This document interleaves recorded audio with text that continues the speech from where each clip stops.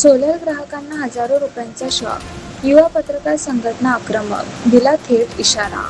एकत्र या, सौर ऊर्जा वापरा आणि वीज बिल वाचवा, असा सरकारी गाजावाजा करत नागरिकांनी सोलर बसवण्याचे आवाहन करणाऱ्या महावितरणचा MSEDCL एक अत्यंत संतापजनक कारभार धामणगाव रेल्वे परिसरात समोर आला आहे.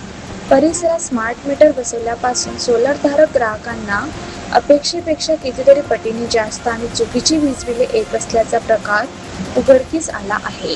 लाखो रुपयांचे खर्च काढून किंवा पदरचे पैसे खर्च करून सौर ऊर्जा प्रकल्प उभारणाऱ्या नागरिकांनी महावितरणकडून आर्थिक लूट होत असल्याने परिसरात तीव्र संताप व्यक्त केला जात आहे.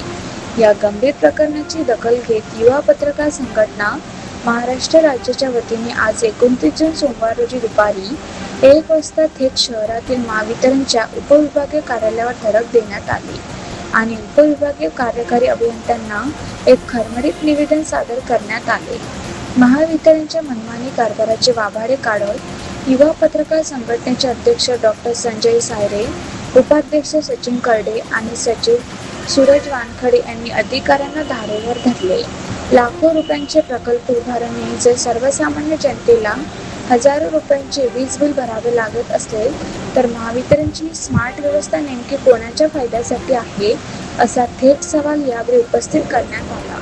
या आंदोलनात आणि निवेदन देताना संघटनेचे मुख्य पदाधिकारी व सदस्य हितेश गोरिया, अनिल शर्मा, सलमान खान, पवन बहाड, प्रशांत मोन, सचिन मोन, चेतन परडके आणि अतुल बुजाडणे आदींसह अनेक त्रस्त वीज ग्राहक मोठ्या संख्येने उपस्थित होते.